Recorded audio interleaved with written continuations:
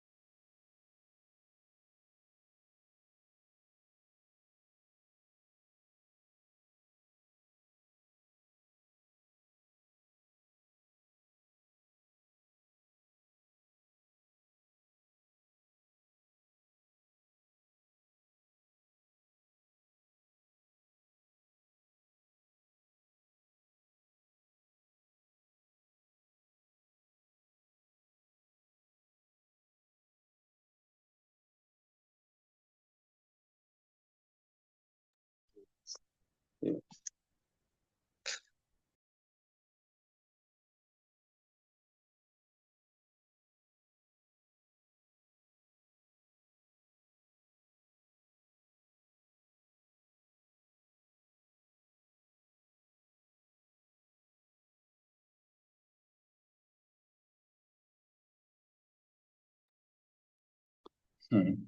Sorry, I had a problem with my internet once again. And so the common parameters that we mostly get from the full black count analyzer. For the red cell parameters, HV, hematocrit, or PCV, MCV, MCH, MCAC, RDW, RDC. For white cells, we have the total and the differential counts. We have platelet measurements also. Platelet counts, very important. Mean platelet volume, platelet distribution with platelet crits. In fact, depending on the analyzer you use, some of them, we call them research parameters because they are not actually involved in making diagnosis. But those that I have listed here are all very much needed in making diagnosis. When we pick the red cell and its indices, we have the red cell parameters, which are those that are measured, and then we have the indices that are calculated. MCH, MCV, MCHC, we call them the indices.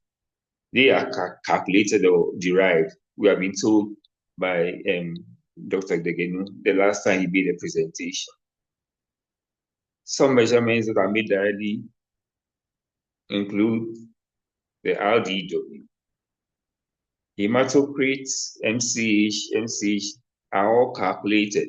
So you have to look at your analyzer and look at the parameters that are calculated and those that are measured directly. Some are calculated directly from parameters. Some are measured directly. Mean cell volume is either obtained from the mean height or of pulses generated. We talked about the pulses that are generated, and that pulses that are generated depends on the size discrimination of a cell. So depending on the size distribution, a cell is categorized as a red cell or a platelet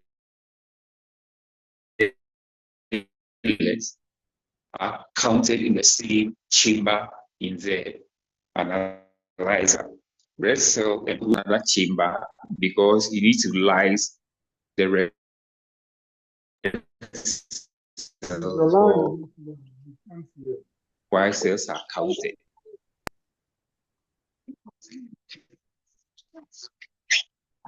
Hello. Hello.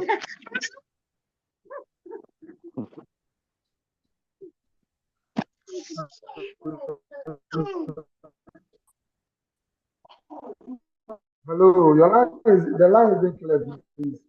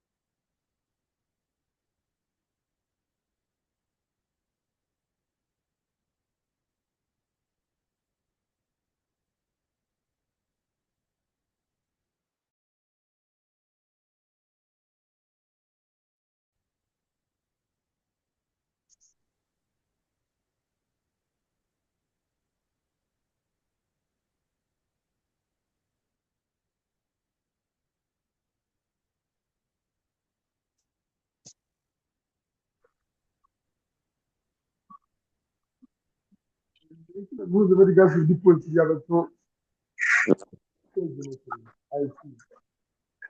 Yeah. MCH, is calculated. So it's reduced from hemoglobin and the red cell count. MCAC is also calculated from hemoglobin and your hematocrit. So anything that affects hematocrit Hello, we can't hear your you. The MCH line isn't clear. because there's an inverse relationship between the two, your MCAC and your hematocrit.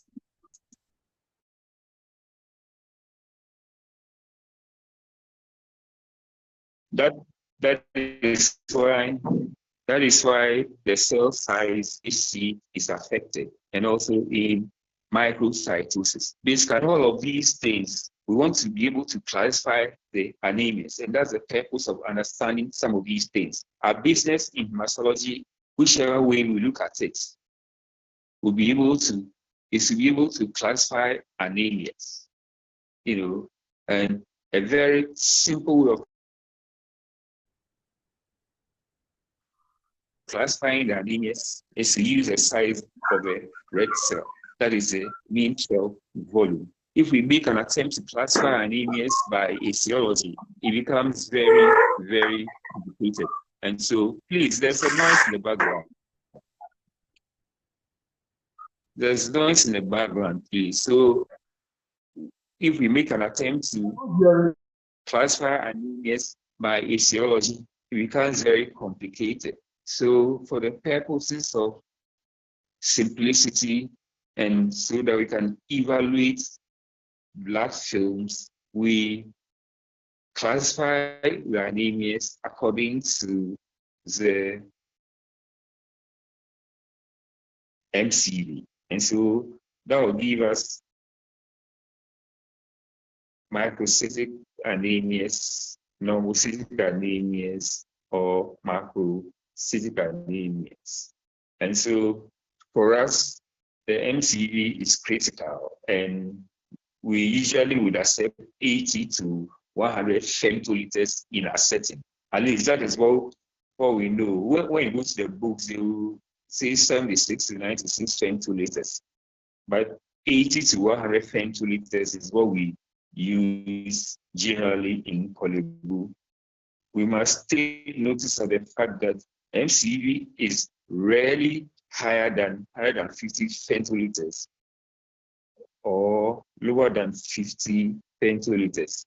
Once in a while, there will be severe microcytic situations coupled with fragmentations that will make the red cells highly microcytic. So in some situations, you may have it like that.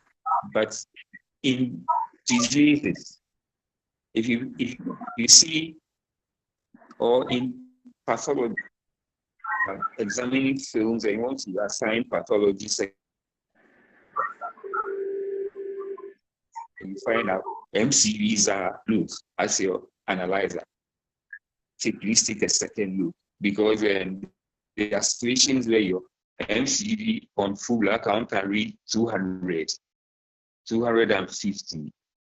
They don't make sense like that. So you go back to your analyzer and see whether you're not doing certain things wrong, or indeed, if you can look at whether it is whether it is a limitation of your analyzer, because in situations where you see cold agglutinins, your MCVs can go up like that without any cause.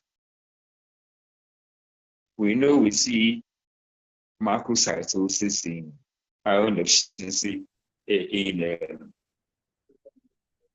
folate deficiency anemia. We see microcytosis in iron deficiency anemia. The differentials being thalassemia traits, and some anemias of chronic disease.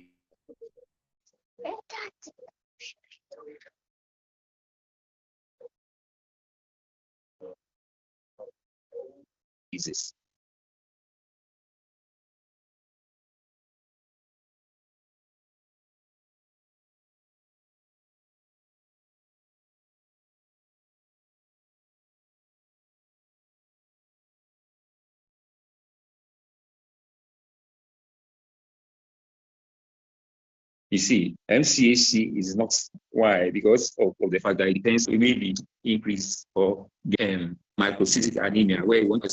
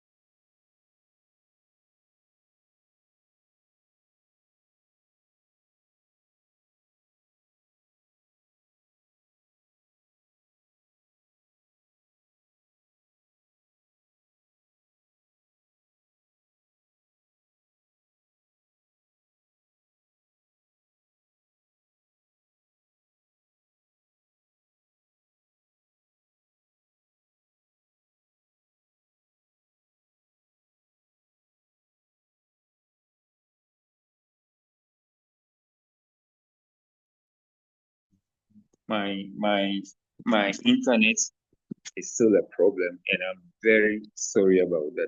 And so like I'm saying, we want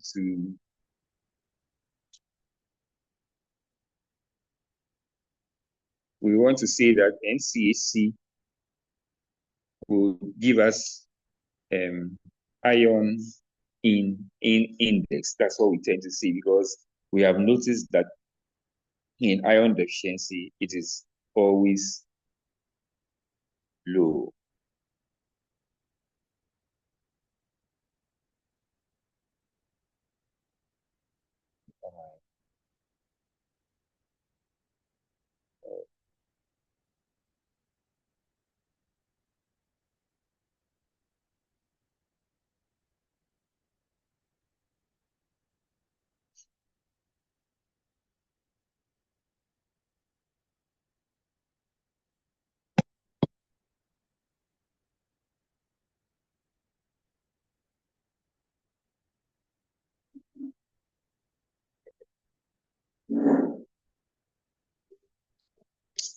Oh, this thing is okay.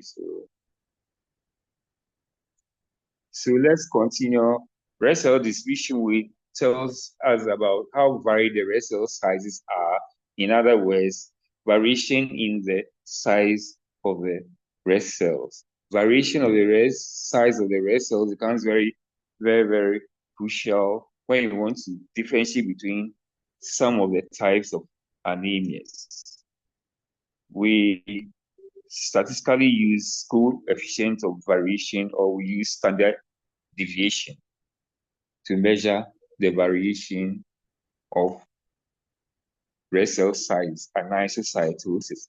And so for the statisticians, they will have to tell us which one is a better measure of, a central tendency, SD or CV. Most analyzers present both of them, and the CV is measured as a percentage, whilst the SD is measured in femtoliters.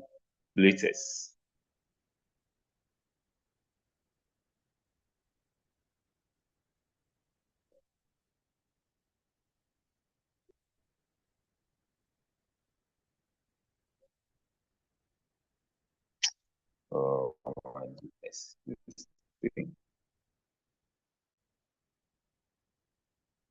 And so there's a reference range, like you all know, on your analyzer. There's a reference range for that. I wish this thing was not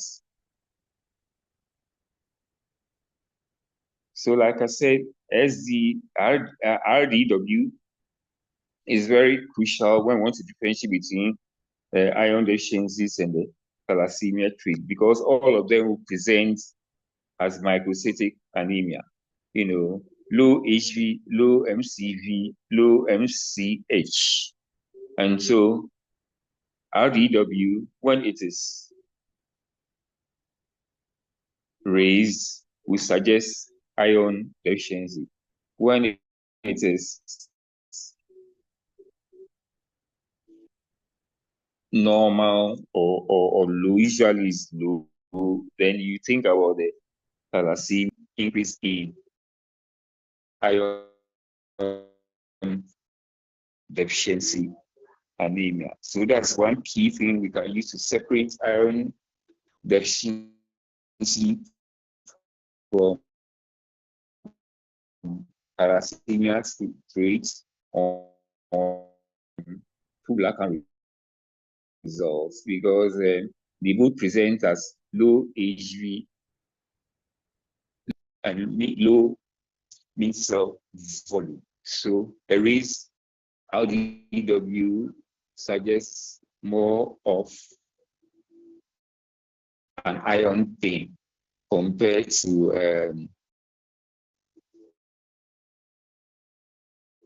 a thalassemia trait. And because MCC is always low, well, is also low. So these things are used to help us to differentiate between the microcytic anemias. Not just the microcytic anemias, it is also useful when we talk about the macrocytic anemias, because also in the macrocytic anemias, you find out that depending on, for example, you may see larger than normal cells in plastic anemia, but then RDW will be normal compared to a situation like megaloblastic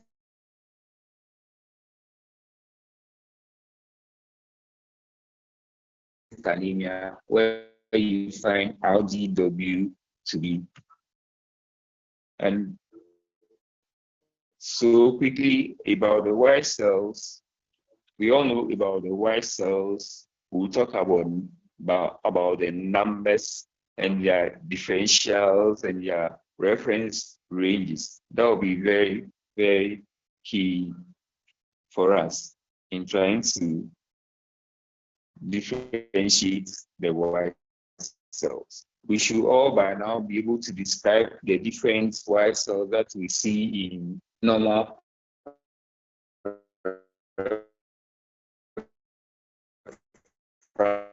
blood. If we're able to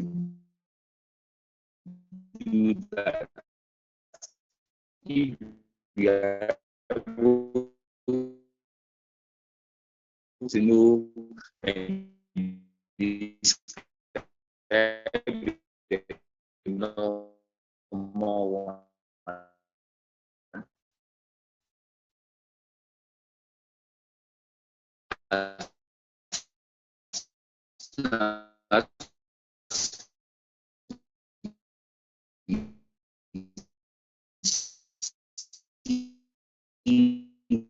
the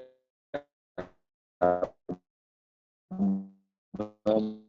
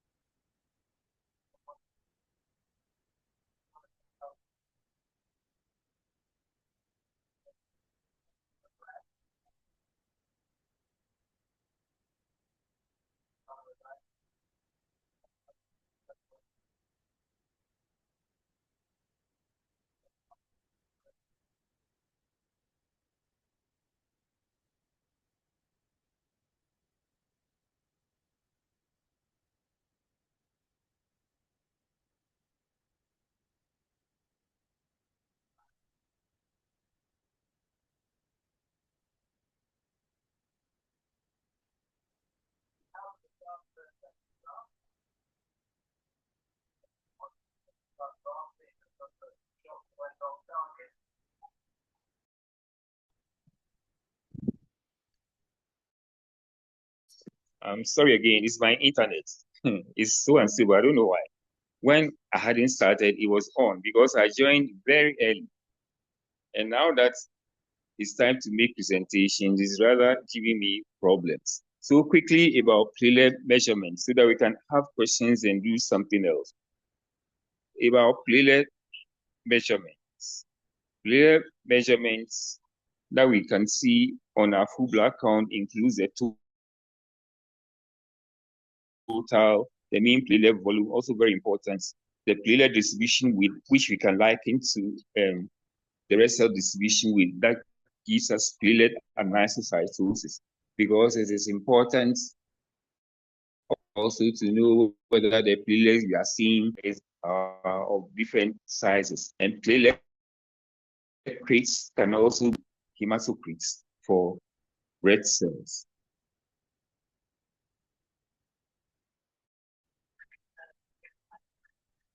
We know the reference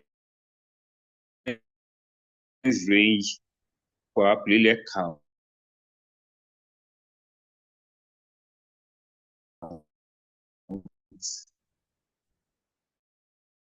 And then the mean platelet count also has a reference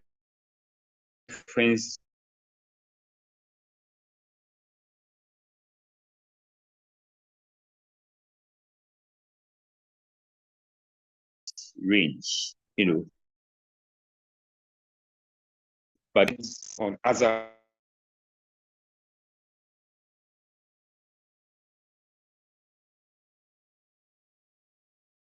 variables. One of the variables it depends on mostly is the count. The higher the count, the lower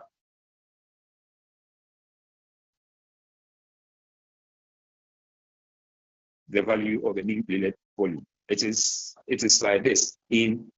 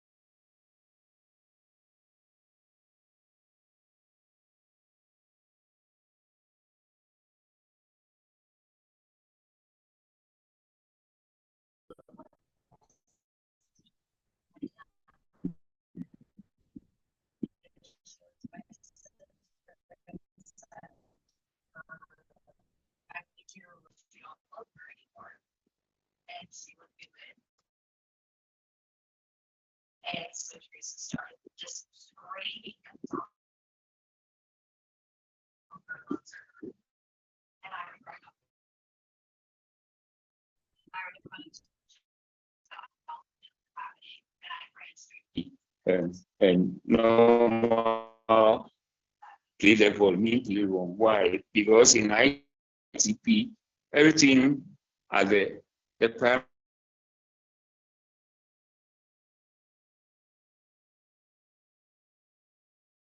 primary site, the marrow, is working well.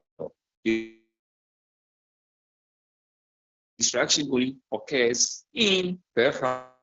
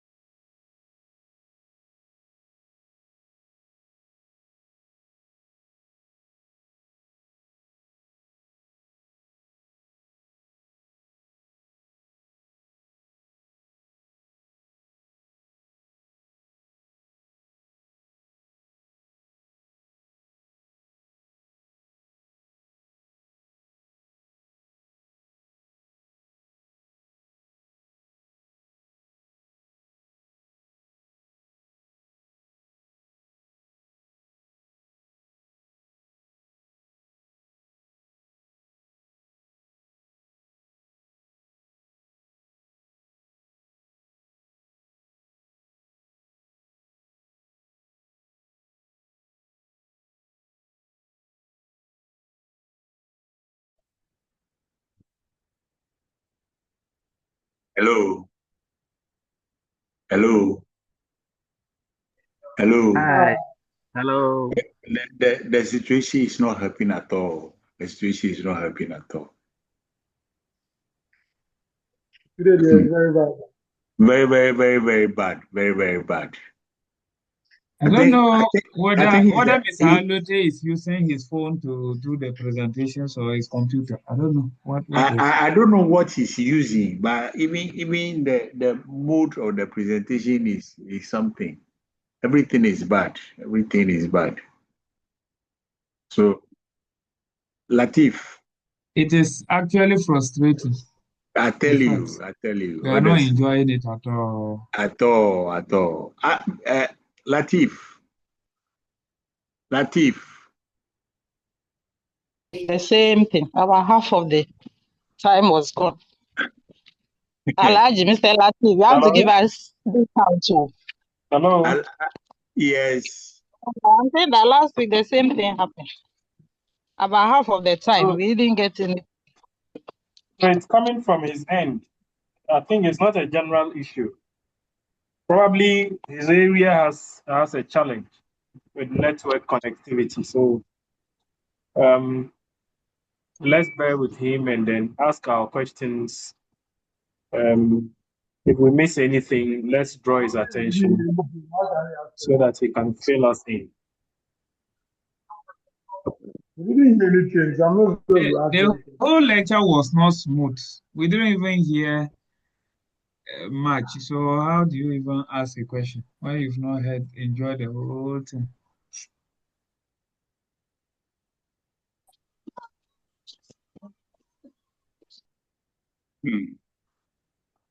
Mr. Alote, Mr. Alote is not on. Oh. He's oh, off. he's on. He's on. Yes, he's off. I said he's on. He's on. On. But it's very bad. The thing is bad. Okay, he's come. The internet, I keep going off and on. I keep going off and on.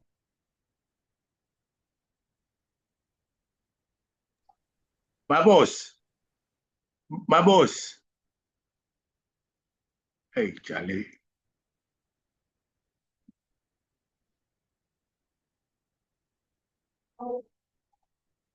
He's preparing to upload his slides, so please let's bear with him. Can he change? Can he change his sitting position, the position that he is, if he can tilt it a little so that Yeah. the reception will be okay?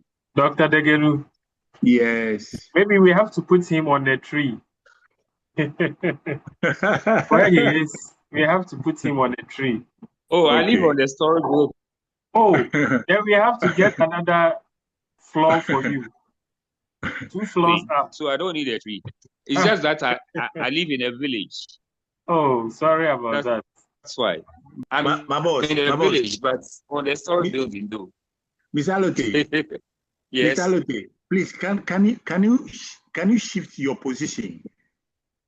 Can you shift your position, your sitting arrangement? Can you shift it a little? I'm listening, sir. I'm listening. Because the thing is bad, though. The thing is bad. You talk. Yes. The thing is bad. I can hear you talk. Honestly, the thing is bad. The network is something. So if you can shift your position, if you can reposition yourself very well. I've been moving. Okay. I've All been right. moving. Okay. Then let's try it again and see. Shift my position, right? Yes, please. It's very bad. I've been moving. It's very, Is it very, better very now? bad. Very bad. In fact, Okay. you can't make anything out of. I've been changing my position. As soon as I go up, I move. And Okay. I don't know. Maybe send the slide for.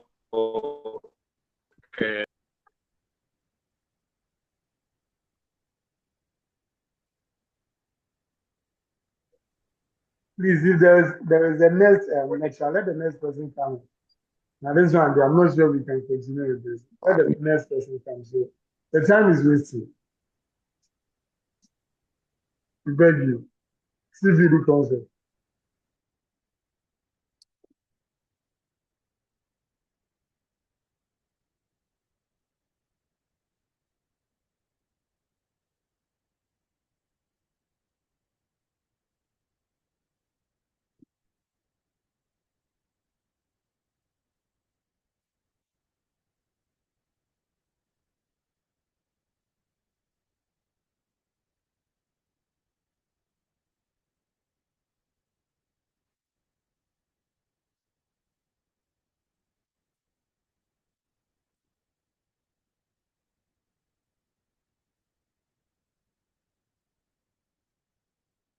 It's a problem, right? Hello, is it? Is it?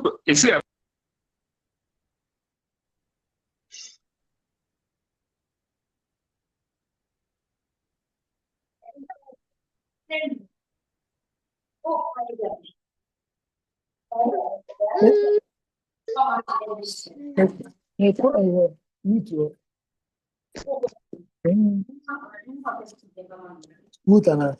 Say. Tambo. After now,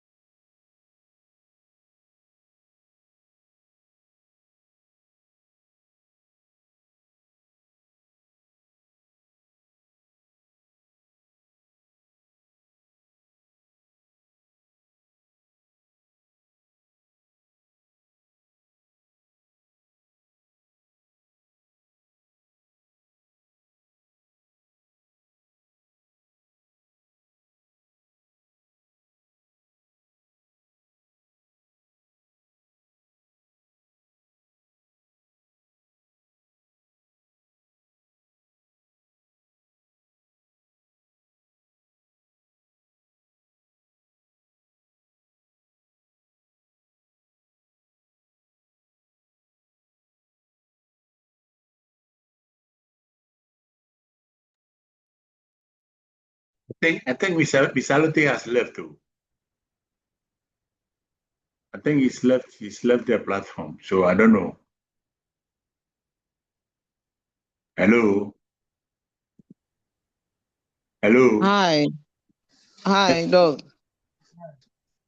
I suggest the class should be I think there is next lectures after him, so I think if the next person is there.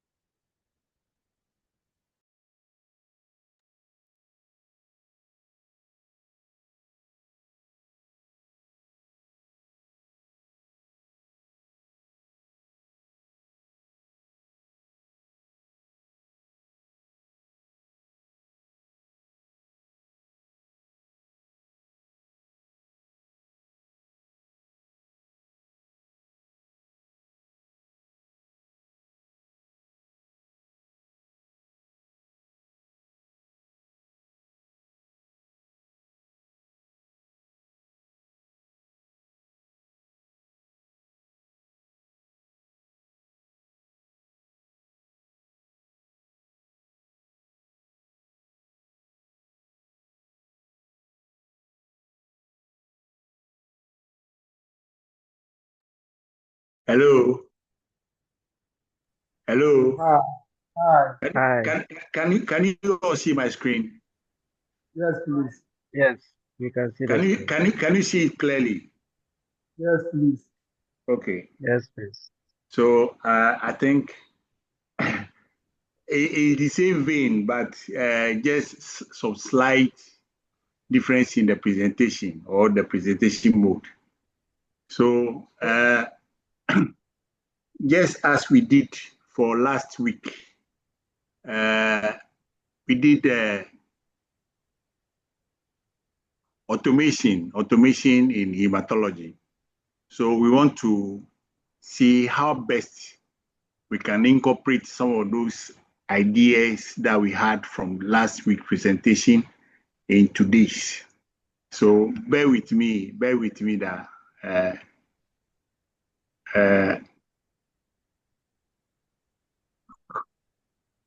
oh, hello. Is here? Is here? We are with you, senior. Yes. I'm trying to. Okay. So the outline is a clinical history or summary, HB information, RBC indices, WBC parameters, platelet information, impressions, and suggested or further investigation. So clinical history is just simply a crucial role played in laboratory diagnosis. That is, it ensures accurate interpretation and effective patient care. It provides a structured, concise overview of patient medical history, symptoms, prior treatment, lab results, imaging studies, and other relevant health data. It is an essential tool in the diagnostic process. So these are just some of the advantages of clinical history. That is the context for interpretation. Lab results alone may not provide complete picture. Clinical information help correlate findings with patient symptoms, medical history, and possible underlying conditions. It's also a guiding test selection. Knowing patient clinical background allows health professionals to request the most relevant lab investigation, avoid unnecessary investigation, and reduce costs. It's also enhance and improving accuracy. Lab results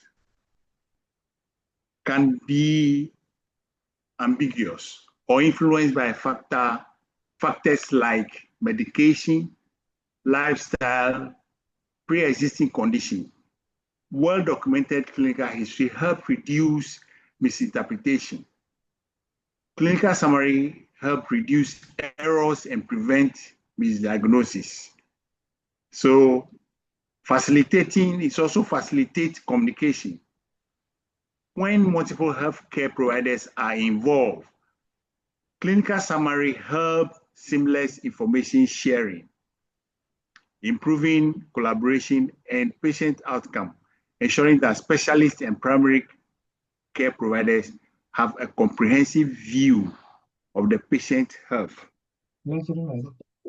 Hello? Hello? Hi, we are following. Are you with me? Yes, please. Okay, all right.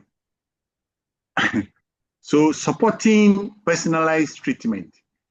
Lab findings combined with clinical data allow tailored intervention rather than generalized treatment, leading to better patient management. It's also enhancing clinical decision-making. Physicians use summaries to quickly assess patient condition and make informed diagnostic decisions without sifting through extensive record. So, supporting evidence-based medicine, clinical information assists in comparing patient case against established medical guidelines, leading to more effective treatment.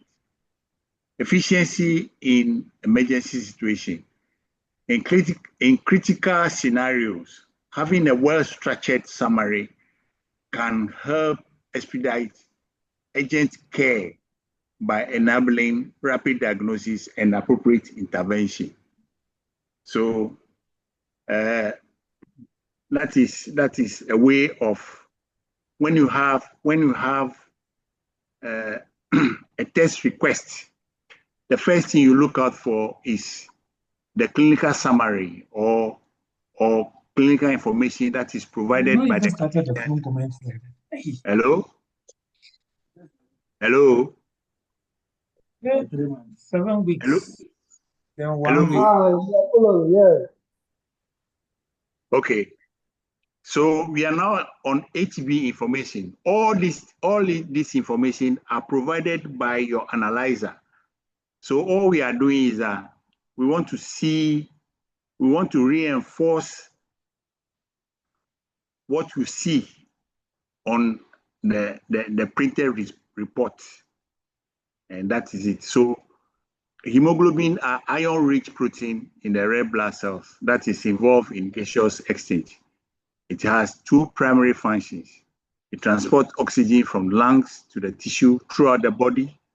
It carries carbon dioxide from cell back to the lung so that it can be expelled. So, just as I said, hemoglobin binds with oxygen in the lung and released in the tissue where it is needed for cellular respiration. Carbon dioxide removal.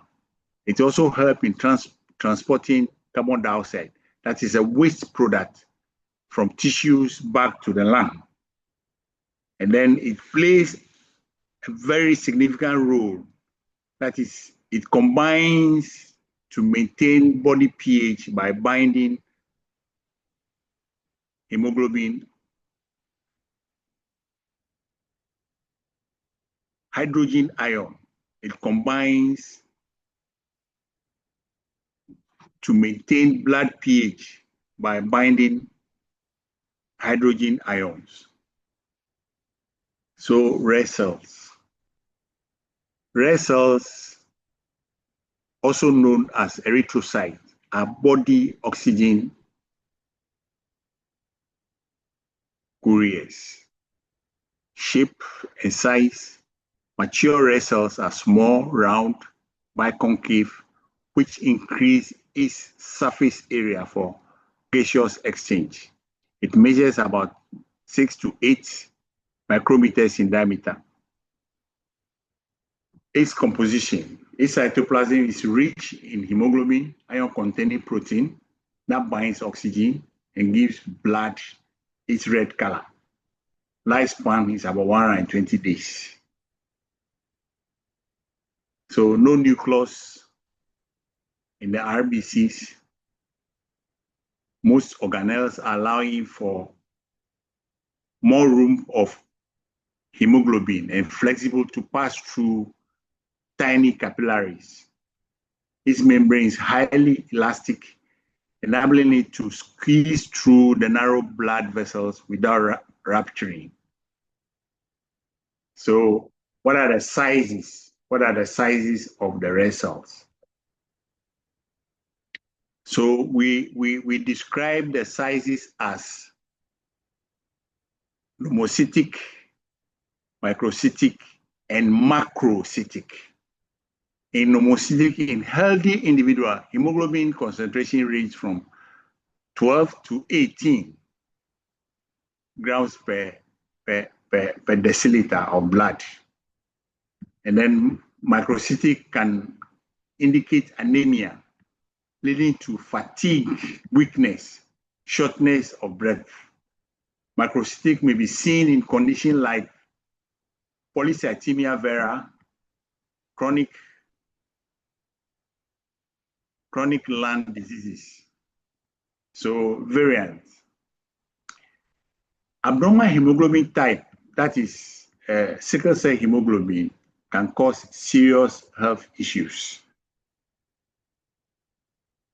So this is where all those information that we have dealt with in our presentation will factor in seriously.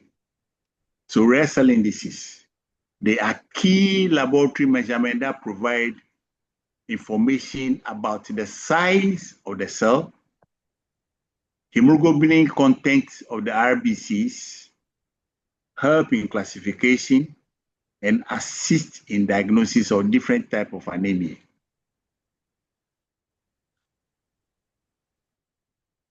So the first RBC indices that we'll deal with is mean corpuscular volume, MCV. By definition, is the average volume of a single RBC measured in femtoliters. Approximately, it measures about 76 to 96 femtoliters.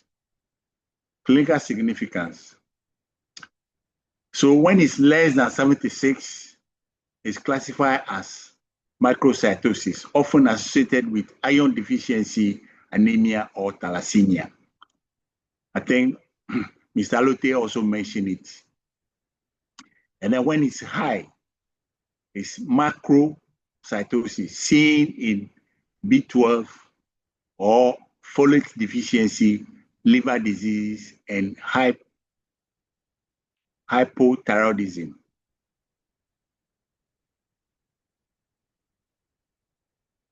So MCH is the average amount of hemoglobin per WBC, RBC in picograms. Is the average amount of hemoglobin per RBC in picograms. Normal range is between 27 and 33 picograms. Clinical significance. When it is low, it's indicative of hypochromic RBCs associated with iron deficiency.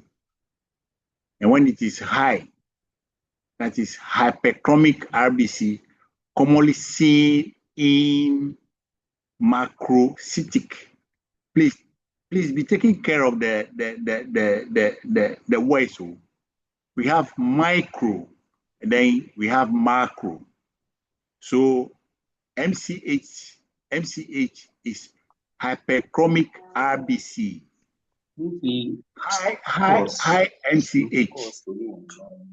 So my boss. Hello, Miss Alote. Hello, Miss Alote. Mr. Alote.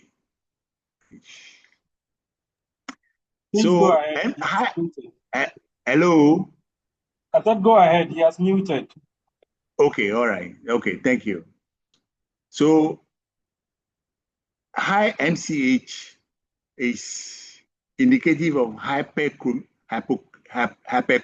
RBCs, commonly seen in macrocytic anemia due to B12 or folate deficiency. So we're taking note of the thing. MCHC is the average concentration of hemoglobin in a given volume of RBC. It is also measured in grams per deciliter. Measurement is 32 to 36. This parameter is very sensitive in the sense that look at the range is 32 to 36. So it's a good measure. It's a good measure to see whether your machine is working well. If the machine is not working well, you see from this thing, 32 to 36, you see it. Either it will be above or below. That shows that there's a problem with your machine which must be rectified. So that is just by the way. So clinical significance of MCAC is hypochromia, typically in iron deficiency or chronic blood loss. High MCAC is sometimes seen in spherocytosis or immune hemolytic anemia. IDW, that was where Mr. Alote got to, and we lost his presentation. It's a very good measure. It distinguishes between a lot of anemias. It's a measure. It measures variation in RBC sizes, that is anisocytosis, and the range, normal range is 11.5 to 14.5. Clinical significance, elevated suggests mixed population of RBCs. That is common in iron deficiency anemia, early vitamin B deficiency, and recent hemoglobin synthesis abnormalities. So when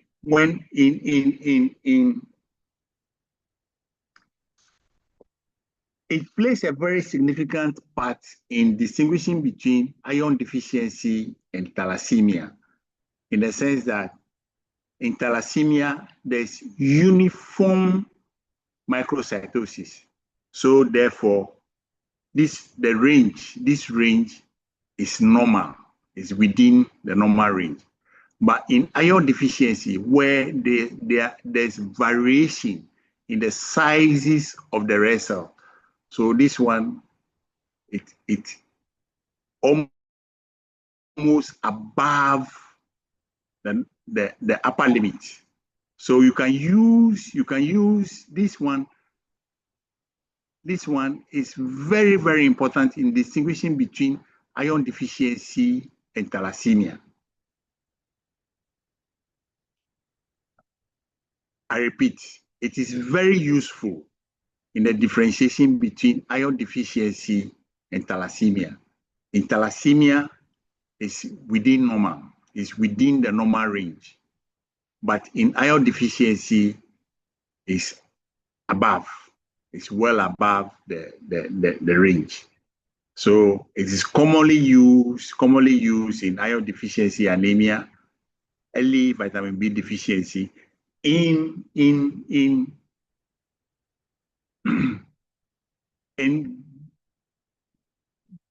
B12 deficiency.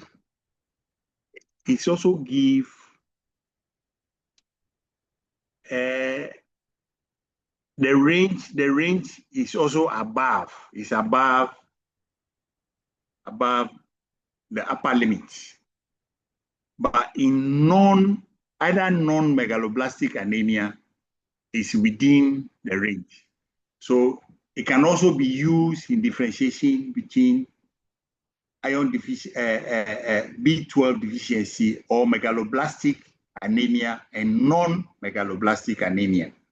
So that is it. So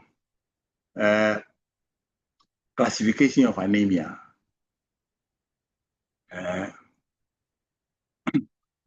RBCs help determine whether anemia is microcytic, nomocytic, or macrocytic, and whether it is hypochromic or pneumochromic. It's also used in monitoring therapy. Indices change with treatment. Indices change with treatment of anemia. That is, improving MCV indicates recovery from iron deficiency or B12 deficiency. So screening for hematological disorders, combined analysis of RBC indices may suggest a thalassemia trait, anemia of chronic disease, or hemolytic disorders. So take note. So this is a summary of the normal reference range of the hematological indices. For MCV is 76 to 96 pentoliters. MCH is 27 to 33 picogram. MCAC 32 to 36 grams per deciliter. RDW is 11.5 to 14.5, all in percentage. The percentage, just as Mr. Alote was explaining, we have two parameters for measuring RDW. That is CV, coefficient of variation, or standard deviation. But most of the time, the coefficient of variation is used than the standard deviation. So that is it. So understanding these indices allow healthcare providers to interpret the type of possible anemia, monitor treatment response, and detect underlying hematological conditions effectively. So we need to understand all that we have talked about. That will help you to interpret different types of possible anemia, monitor treatment response, or detect underlying hematological conditions effectively. So let's look at our white blood cells. White blood cells mostly are total white blood cells and differential white cell count. It also helps in assessing immune system. When the person is healthy, it can also detect infection or any other disorders. So the range is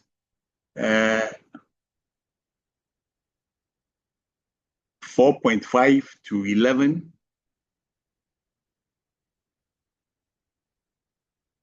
times 10 to the power 9 liters for adults. High count of total white cell count that may indicate an infection, inflammation, stress, trauma, allergy, or leukemia. So when your count is above this upper limit, it may indicate infection, inflammation, stress, trauma, allergy, or leukemia. So in case where the count is low, may suggest bone marrow disorders, autoimmune disease, effect of medication like chemotherapy, particularly in leukemia patients. In leukemia patients, not all of them have high RBC count. They may have low WBC count due to the chemotherapy they undergo. So differential white cell count, that is type, the range, and what it does. Neutrophil, as we know, is about 40 to 60%, fight bacterial infection, first respond to inflammation. So that's it. Lymphocytes, 20 to 40%, regulate immune response, fight viral infection. Monocytes, 2 to 8%, remove dead cells and pathogens, become macrophages. That is very important. When it enters the tissue, it becomes macrophages, and which has a lot of functions there. Eosinophil, 1 to 4%, combat parasitic infection, involved in allergic reaction. Basophil, 0.5 to 1%, release histamine, involved in allergic and inflammatory responses. Are you following me? Hello? Yes, please. Okay. Yes, please. Ms. Alote, are you there? So we have age and sex variation in WBC counts. We tend to have daily fluctuations occur due to stress, exercise, time of day, and if you are reviewing laboratory results or monitoring health condition, these parameters often offer valuable clues about immune functions and potential underlying conditions like stress. So when you have the daily fluctuation in your total number of white blood cells, which can happen as a result of stress, exercise, time of the day.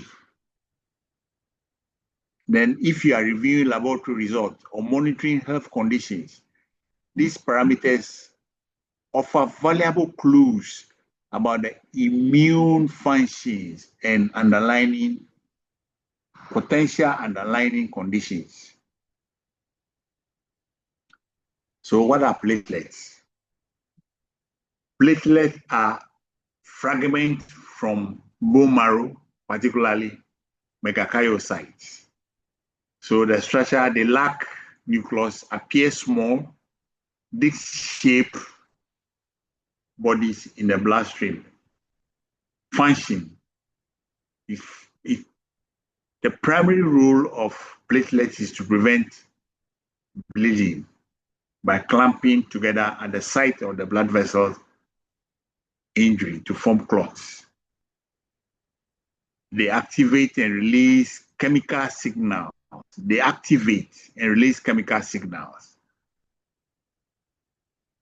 And then they aggregate and form temporary plaques. Then they trigger coagulation cascade, forming a stable clot. So that is what happened when you are injured, you are bleeding. So there's activation, there's aggregation, and then there's coagulation cascade activated. So all these things come to form. So normal range 150 to 400 in times 9.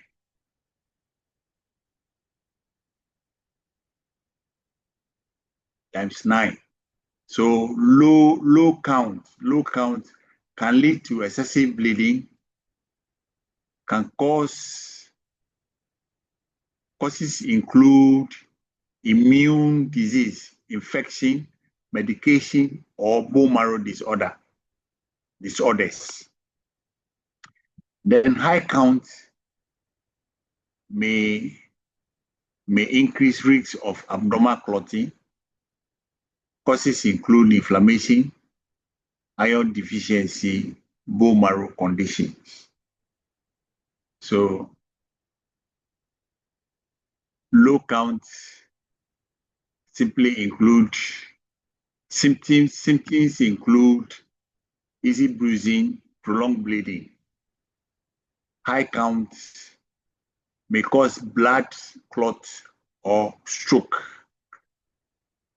So platelet may be normal, but clotting is impaired due to dysfunctional platelets. When you have platelets that are not functioning. So impression. So after assessing all these things, you assess your HB information, you assess your WBC information, your platelet information, then you have to make an impression. So the impression is impression on the full blood count, provide a snapshot information of the overall health condition of the patient, revealing potential issues like infection, anemia, clotting disorders, or immune system abnormalities.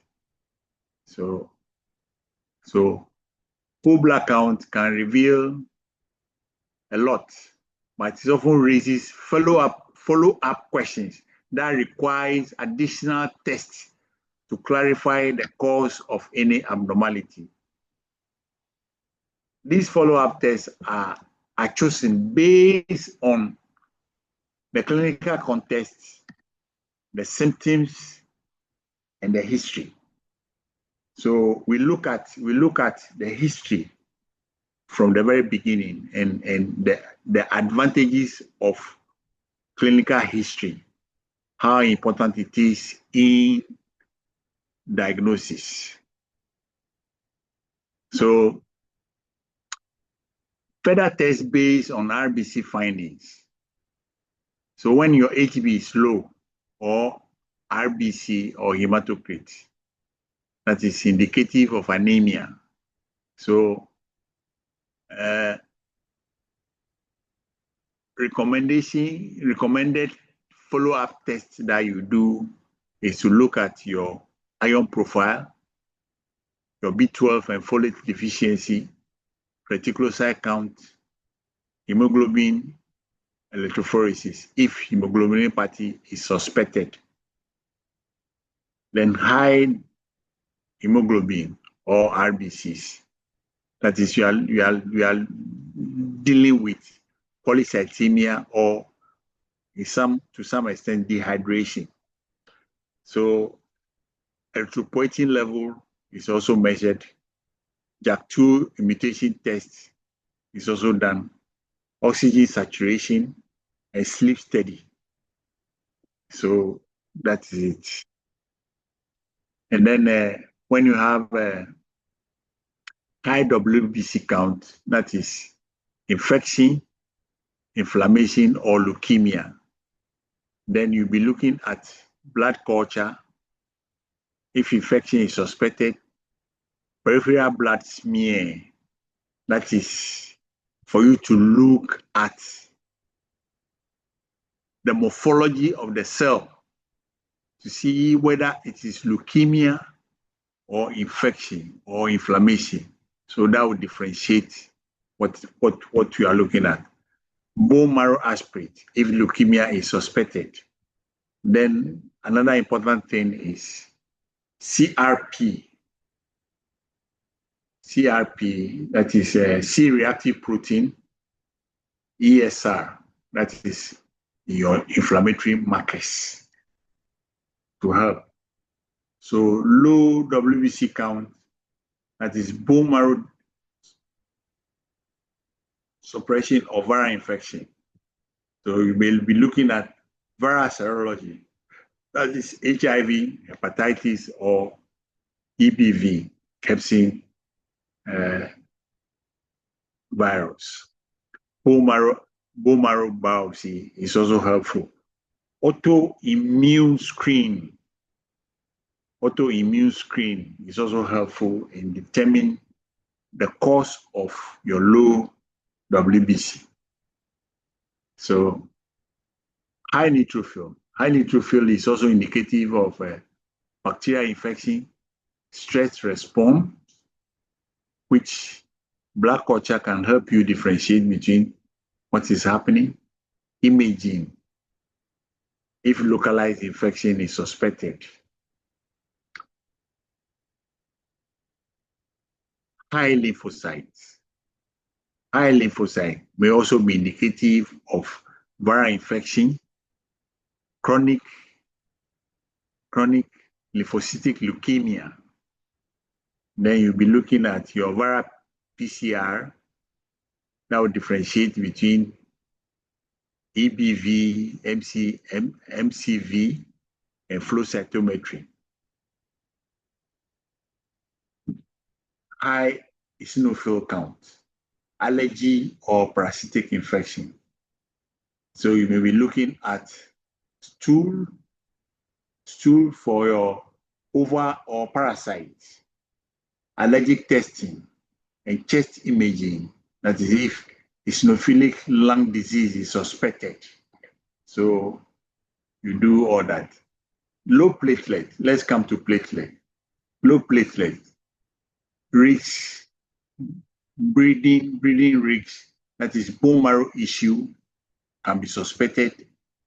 It's very important to do your blood smear and look at the platelet, whether they are formed, they are large, they are clumps, or satellitism. So you determine from the smear. Then coagulation studies also give you your PT and APTT to know where you are. Then bone marrow biopsy also help in this case. High platelets, inflammation, or myeloproliferative disorders can also be distinguished using high platelet. Tests that you do are CRP, ESR, JAK2 imitation test, and ion studies. That will also help in that. Thank you very much for tolerating me this evening. This one is just a stopgap measure in order not to waste our time, and we'll go home and say we didn't do much. So I just step in to help the situation, but that is not the presentation for today. Mr. Lute was to do the presentation for today, but this is just a stopgap. Thank you very much. Thank you, sir.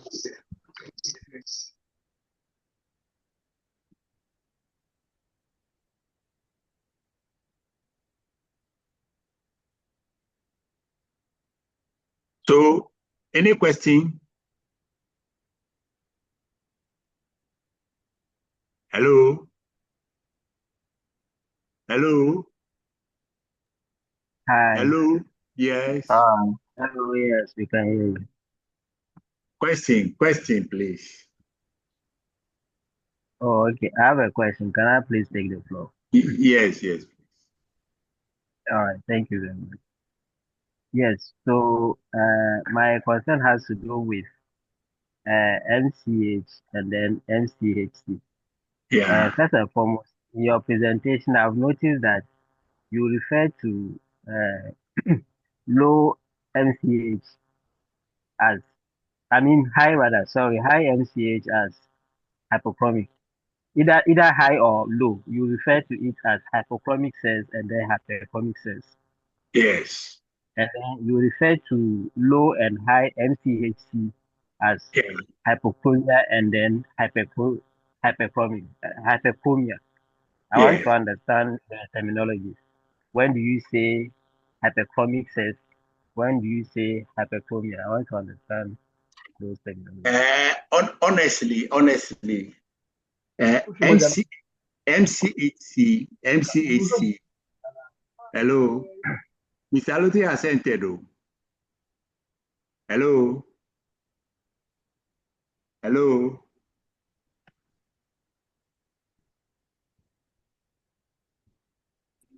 Hello. I think it was just a background. Please, we can hear you. Yes.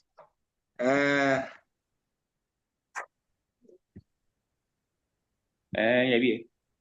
Okay, all right. Miss Aluti. Miss Aluti. I'm muted. I'm muted. Yes, I'm here. Okay. What I'm doing is just a stopgap measure. Oh no, you go ahead. I mean, I'm still getting off and on. That's why. So okay. I'm still going off and on. So if you are more stable, you carry on. Okay, all right.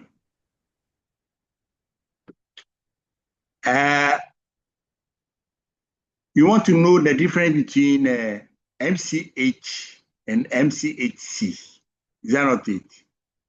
And I said MCH is hypochromic and MCHC is also hypochromia and hypochromic. So one of the parameters, MCHC is basically ion index, more or less to explain. It's an ion index. It tells you the amount of ion that is in the cell. Okay? So by definition, MCHC is the average concentration of hemoglobin in a given volume of RBC measured in grams per deciliter. And then the MCH is the average amount of hemoglobin per WBC measured in picograms. So the distinction. Can I add something quickly? Yes. Victor. Yes. Can I say something quickly? Yes, you can say that. Yes. I've been going off and on. Okay, so cell hemoglobin stands for amount of dry hemoglobin that is measured in picograms. So dry hemoglobin is MCH. MCHC is hemoglobin in solution.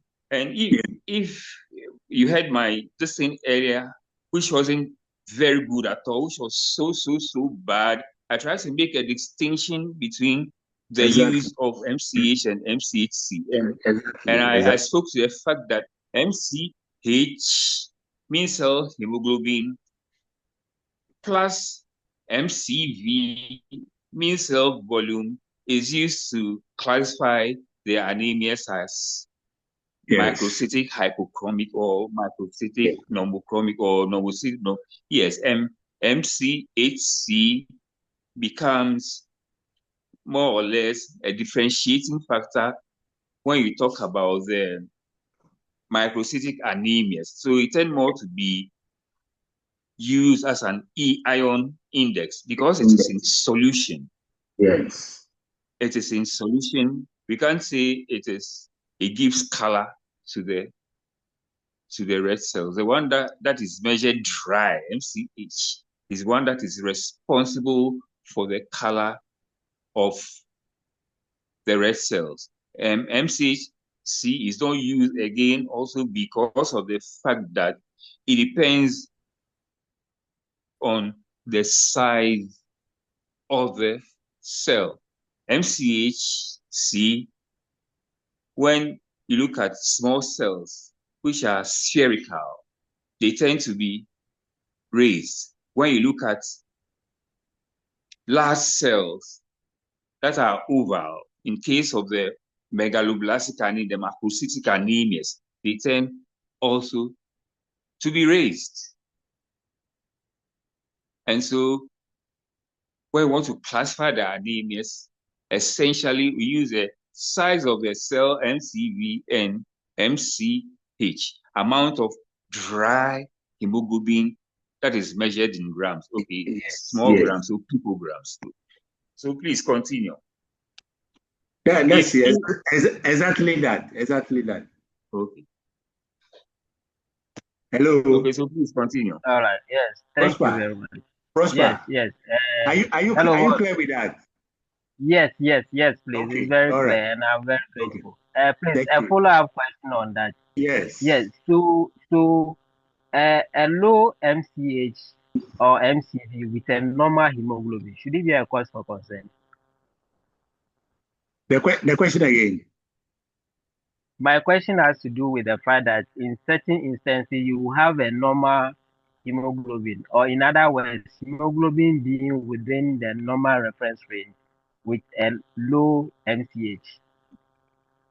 Should it be a cause for concern? Normal hemoglobin with MCHC low. Yeah, either MCV and or MCH low.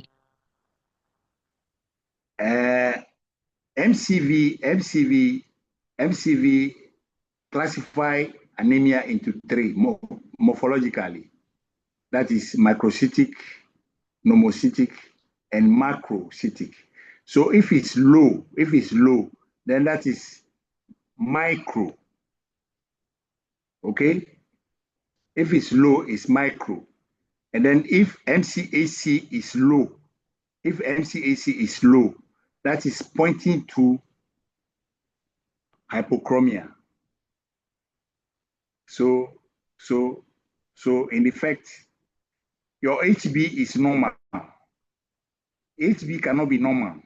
In any case, your HB will be reduced just as your MCHC is also low and your MCV is also low. So that is it. Hello? Hello, Senior. Yes. So does your explanation suggest to mean that whenever your analyzer gives you a result with a normal HB and a low MCV? Please, are you answered? Otherwise, you give the question back. Yes, again. yes. If you answer, that's fine. I got a break, so I can't speak to that. But if you answer, that's fine. I don't have a problem. Okay. I mean the questioner. If the questioner is answered, yes, there's no problem. Okay. Right. Hello. Please carry on. Prosper. Hello, Senior. Are you there? Yes, please, I'm there. Have you gotten the answer to the question? Yes, I've gotten the answer you provided. I was also making a follow-up question based on the answer you provided. Yes. Yes, so I wanted to know if the analyzer gives us a normal HB Yes. with a low MCV. Yes. Can the result be accurate, or it should be probably an error from the analyzer? That is why we are doing this thing this evening. And for all this time that will be here. That is where you need to review your report from the analyzer with your comments. So you need to do a film and examine and see what actually you are getting. Are you there? Are you Yes, there? boss. Yes. Okay. Yes, All right. please. Yes, please. Okay. All right. Thank you. Thank you very much. Thank you too. Okay. I'll allow others to come in. I'll Okay. come back. Okay. Okay. All right.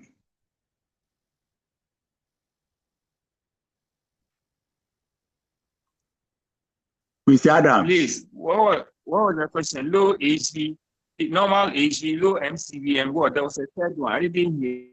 MCAC. MCAC. I didn't hear a third one. MCHC. Normal HV, Yes. Low MCV. low MCV and low MCAC.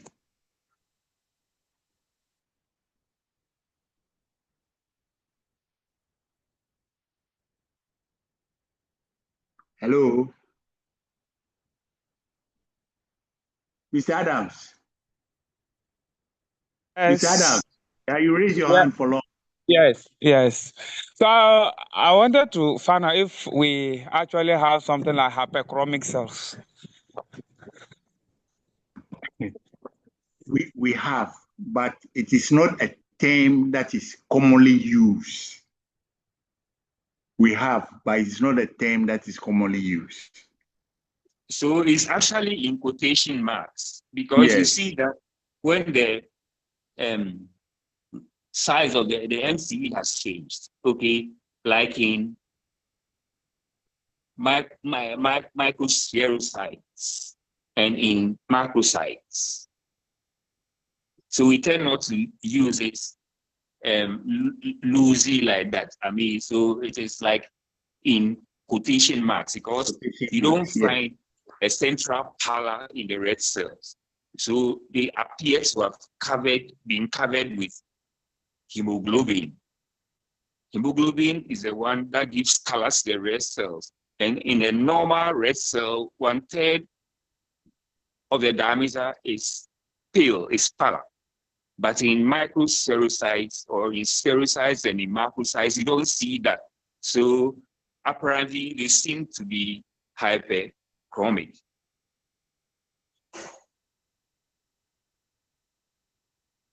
Are you there? Are you there? Mr. Adams. Yes. Have you gotten the explanation? Yes. So I'm asking because you see, sometimes you see anemia, and then some of the doctors, especially the GPs, trying to classify because the MCH or MCAC is high. They are trying to say hyperchromic anemia. So that's actually, you're knowing very well that one of the causes of the MCAC being high could be the spherocytes, maybe a lymphocytes, and in most of the cases, place like the one we And are so you tell them that, yeah. So you tell them that. Okay. Because most of the cases, the one we are validating our MPC results. So the battle is with knowledge, okay? The battle is with knowledge. It's not with, yeah.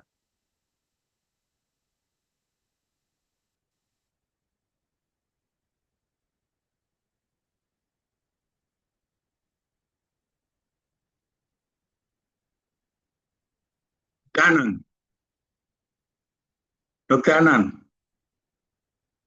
Dr. Jennifer Annan. Prosper,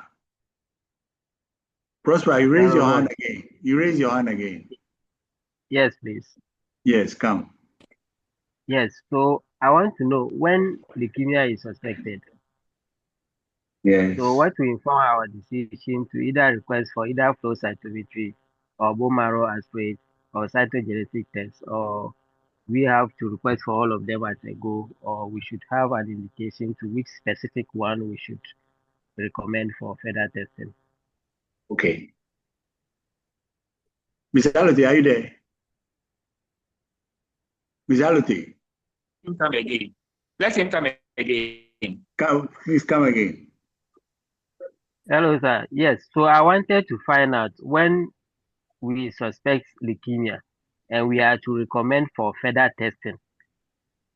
So in your presentation, there are instances where you say further testing could be flow cytometry, further testing could be bone marrow aspirate, or cytogenetic testing. So I want to know, when do we have an indication that would guide us to do a specific recommendation, or we have to recommend that all this further Okay, testing can should I be take it? conducted at the Can I same take time? it now? I think I have a gist of what you want to talk about. In fact, our next presentation on Thursday is going to look at how we use these things. And we'll do what we call workups in hematology. You know, in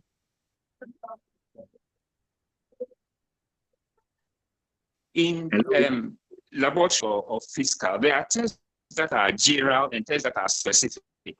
And so in hematology, in workups, we have what we call screening tests. You do your screening test, which involves your full blood count and your evaluation of a thin film. That will be your screening test. And based on the findings of your peripheral blood film evaluation, it can lead you to decide to do the next one and the next one and the next one. For example, in the typical case of leukemia that you have mentioned, you find out from your film that you are evaluating, depending on which type of leukemia you are evaluating. Suppose it is an acute leukemia. Then you want to do the next one that is available to us, which would be a bone marrow aspirate or trephine. And then you begin to do your general Romanowski plus the different cytochemical things that are available to us to be able to differentiate myeloid leukemias from lymphoid leukemias. And then if you have the rest of the things available, like he talked about cytogenetics, etc., the immunophenotypings when it comes to the lymphoid, cells, or if you want to do fish, as for example in CML, etc., etc. So there's a figure we do in workups. You do your screening test, and then depending on what you see, you decide to move ahead. So if we have to take those decisions after evaluating your full blood count, evaluating your film, and you find anything that suggests a leukemia, then your next recommendation will be a bone marrow aspirate or trephine. And when that is done, at least in Ghana, that's what we do. That's where we end. Although there are other things that can be done, that is what's available to us. It's not on the outer part. Small people are for them. Everything is on it. So that's what's available to us.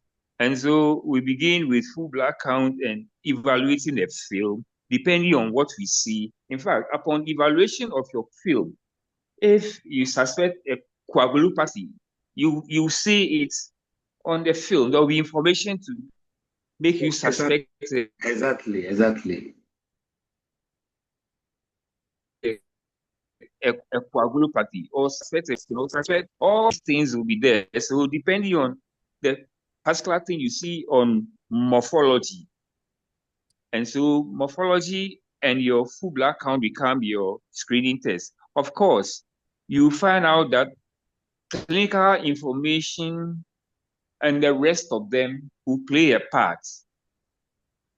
For example, if you are told there's an enlarged spleen, for example, then you begin to think a primary disease in hematology. So please, the next presentation will try to capture some of these things.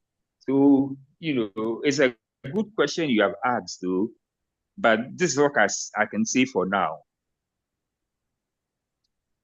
That's correct. Excellent. Hello. Hello. Please, are you answered? The questioner. The Yes, questioner please. answered. Yes, please. Perfect. And I'm very grateful for that. Thank you. Thank you. Hello, Dr. Again. Yes. Good evening, everyone. Fine. Please, I just want to take us back a little to last week's lectures. Okay. There was a scenario. Somebody gave an experience at the workplace that they ran a full black count Yes. and the platelets were flying. Yes. But luckily for him, the machine had another mode that Yes. is switched Yeah. to do the correct. Yeah. The event Counting where of platelets, yes. your equipment is not advanced like that. Okay. You have to do the form and do the correction yourself. And how do you go about it? And should you do the manual one? Is it advisable you report with the automated results? Okay. All right. Thank you. Thank you. My boss, you want to say something? Okay, so what I can say to this is that probably in that situation, the cause of the platelet clamp was EDTA effect. Yes. If it's EDTA effect, you can quickly do citrate and run this thing on the full black counts on your machine. It won't hurt your machine. Citrate has no clamping effect on platelets. If the cause is cold agglutinates, maybe mycoplasma pneumonia, microbiology people, and etc. Cold agglutinates. It means you put the sample at 37. You warm the sample at 37 before you run, and it will take care of that. But let me also add that there are situations where you are required to do a manual platelet count, especially when people are being given therapy. Because if you check that can contribute to platelet counts and air bubbles and dust particles, etc.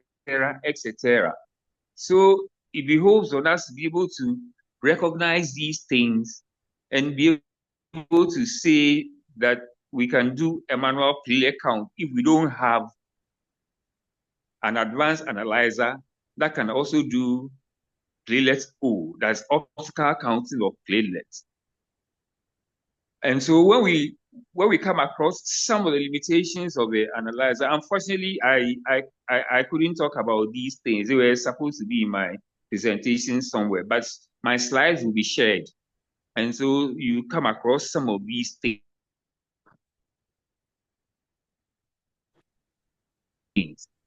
Thank you. Dr. Jennifer Adole Anan Bafu, are you answered? Hello, Yes. Jennifer. Oh, am I gone? Hello. You are there. Please, I'm answered. Thank you. Hello, am I off? Oh, okay. Victor, please go ahead. Victor, Yes. if you can hear me, go ahead. Yeah, I'm here. Hello, if you can hear me, go ahead. Yes, I hear. There's no question to be answered, honestly. So let's wait for another question. Prosper, you raise your hand. Yes.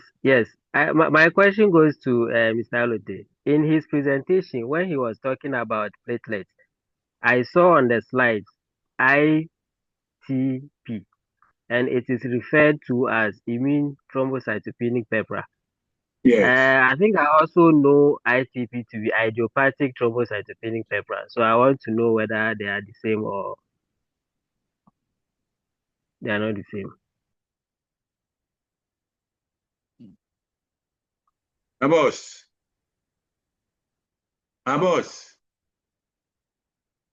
Mr. Alote. Hey, cheers. Mr. Alote, I think he's gone or he's not on call. His network has dropped down again. okay, all right. Any other question?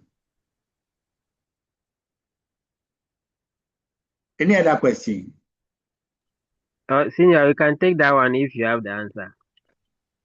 No, he should be better answer that question.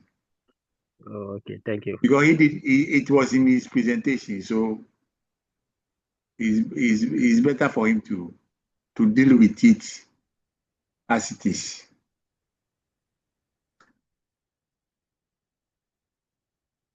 Hello.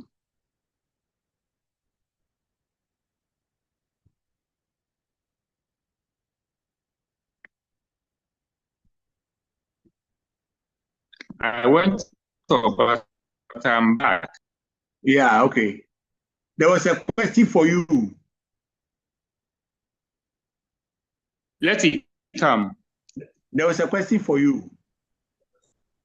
Yes. So Prosper, if you can ask the question again. All right, okay. Yes, so my question was, in your presentation, I saw on your slide ITP, and you referred to it as immune thrombocytopenic purpura. And I was also saying that I know ITP to be, when you were talking about platelet to be specific, I also know ITP to be idiopathic thrombocytopenic purpura. So I wanted to know whether the two terms can be used interchangeably or they are not. Oh, they are the same. They are one and the same thing. You know, what happens They are the same. is they are the same. Immune related. That's why he said immune. Yeah, but if it's attributed to immune causes, but if it's idiopathic, just means unknown. You know, when sometimes we can't find what it is, then we give it very nice names like idiopathic, or we don't know the beginning. We say it is essential, or we say primary. So these are they call them language. You know, so these are languages that we should know, but they will be referring to one and the same thing. Semantics of the language.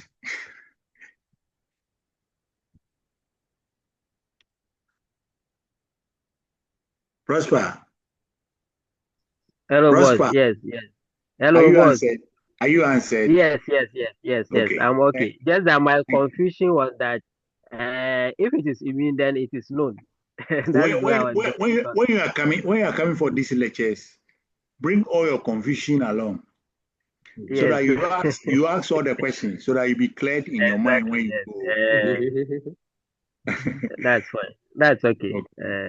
All right. Thank you.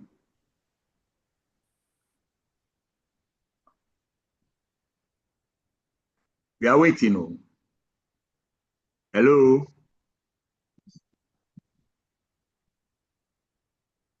It's just that most of the time, ITB turns out to be of immune causes. It probably when we were not too sure about the fact that it was immune, and so it was you.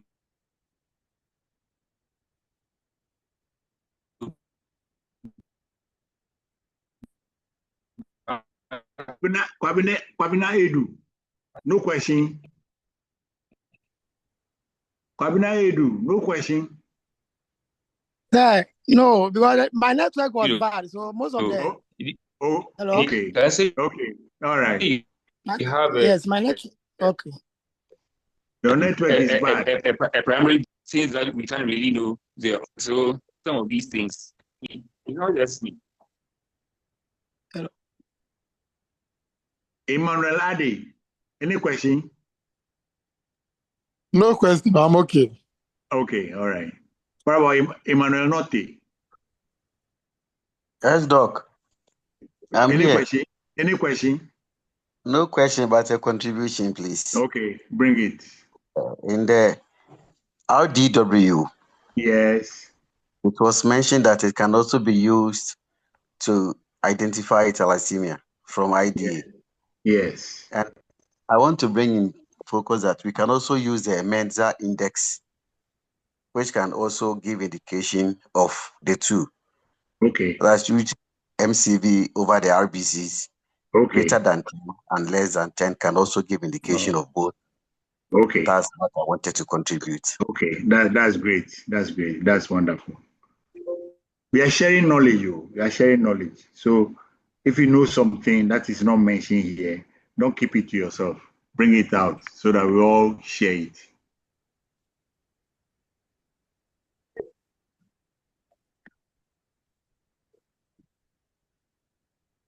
Gideon Lamptey. Gideon Lamptey. Where are you? Huh? We are listening to you. Thank you. Oh, I'm around. I'm listening attentively. Ask your question. Today, I don't really have any question. At least it's clear. All right. Don't worry. Thank you. The day I start asking questions, you will stop me. That's great. Ora Osafo. Yes, Doc. Your question. Ask your question. Everything was well understood. Okay. Except, all right. Emmanuel Noti came further with his. He was trying to ameliorate this one or two things. Okay. Let him know. Network is within it. So if you can look for me, I'll be very grateful. Your line was breaking, so we didn't get to that side directly. True. Hello. Yes, Doc. I was saying I wish Emmanuel Norte comes in with his contribution. I was trying to jot something down, but then I didn't get it clearly. Okay. Emmanuel Norte. Yes, Doc. Yes, they say the question you have answered, the contribution you have given. Can you recap that again? Can you recap? Okay. Yeah, what I said is in the classification of IDA from thalassemia, we can use the Mensa index, whereby the RBCs by MCV. Is the other way around, the MCV of RBCs. When the value that you get is less than or greater than 10, it goes for one of them. I've forgotten if it's less than 10 is thalassemia or iron deficiency. I will cross-check then. I will give you the exact, but it's more than 10. That becomes assignment for all of us. Do that. I'll do that. All right. Thank you. All right. Osafo, did you get the answer? Yes, please. I got it. But then since he said you get it before us, I think all right. Okay, all right. Thank you so much, sir. Adams, your hand is up. Okay, so I wanted to add to the Mensa index. Okay. So the principle behind the Mensa index is that usually in iron deficiency anemia, because iron is needed in erythropoiesis. Okay. So if you are deficient in iron, the synthesis of red blood cell is affected. So the RBC count is usually low in iron deficiency anemia. Okay. Usually in thalassemia, the RBC count is either normal or high. Okay. So if you understand the MCV as your numerator and then the RBC as your denominator, if it is thalassemia, because RBCs are normal or increased, it means the index is likely to be low. So if it is lower than 13, then it is pointing towards thalassemia. Then if it is greater than 13, because iron is needed in erythropoiesis, then it's pointing towards iron deficiency anemia. Thank you. All right. Thank you. Thank you very much. Any further question?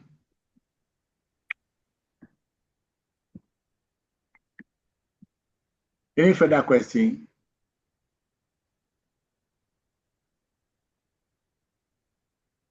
Hello, senior. Hello? Hello. Yes. Yes, I have a last question. Is that Prosper? Yes, please. This first one.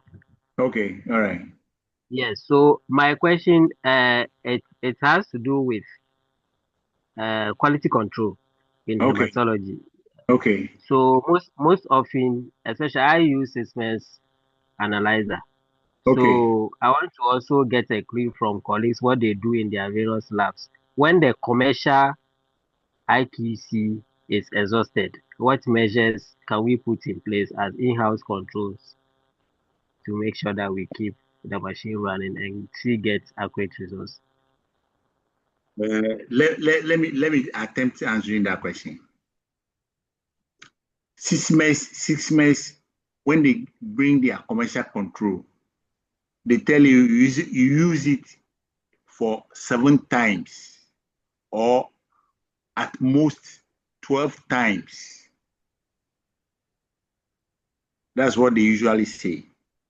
But in hematology, Kolibu hematology, for instance, we also had such situations before. So what we do is that instead of using the commercial control for 7 times, we have also done something that will supplement the 12 times that we use the commercial control. So when you use your control in the morning, and you are supposed to use it in the afternoon, and you are supposed to use it in the evening. So what we do is that when you use it in the morning, then you select sample. You select 3 samples from the morning case. So in the afternoon, you run that sample to see whether the result is comparable to the morning case. Then you keep that sample and run it in the evening to see whether it is comparable to the morning case. That's what we use. We do in Kolibu hematology. So we design a form that is intraday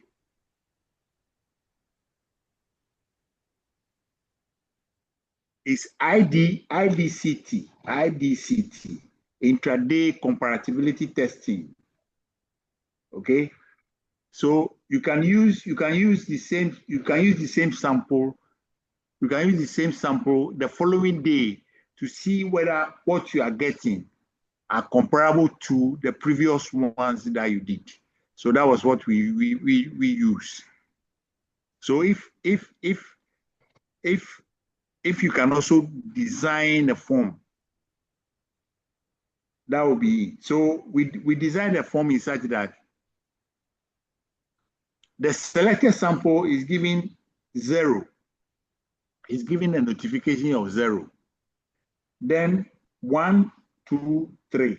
That is in the morning when you run it, or in the afternoon when you run it, that is 2. And then in the evening when you run it, that is 3. So you can also have that. I'll share how we design the form and the various all the factors that goes into selecting the sample to be run as a supplement for your commercial control. I'll share it next time when we meet. So, Prosper. Yes. Yes, boss. So, remind me. I'll keep it. I'll keep it in my diary. But again, remind me so that I share with you how we do it in Kolibu hematology. Okay. Thank you. That will be fantastic. That will be fantastic. Thank you very much. Thank you. Too. So in your intervention, I think the measures you put in place, that is when at least you have the commercial control. How about the period where maybe in 1 or 2 weeks or 3 weeks the commercial control is not there at all?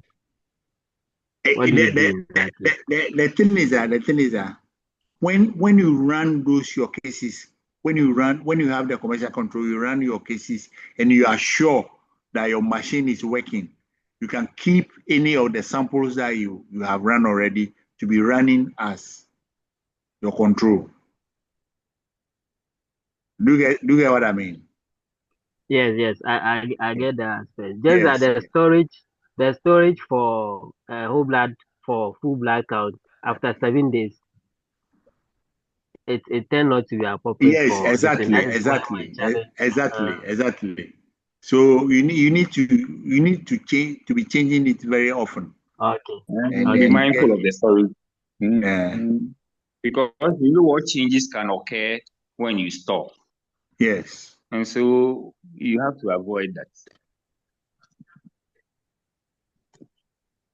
Okay, wonderful. Thank you very much, Simon. Thank you too.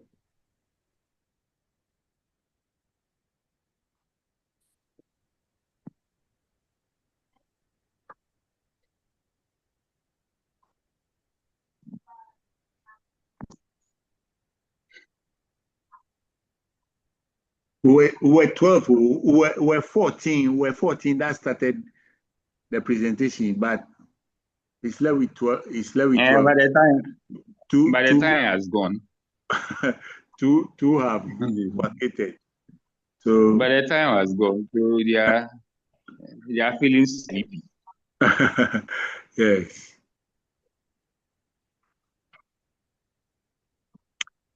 Latif, any administrative announcement? Hello. Hi, Dr. Degenu. Yes, any administrative announcement? Not one yet. Okay. I think it's late. We are all tired. Okay. If we are done, we can. Okay. It's now 9:41 by my watch. So can we call it a day? Can we call it a night? Not a day, night. I'm in agreement. Okay, thank you. All right.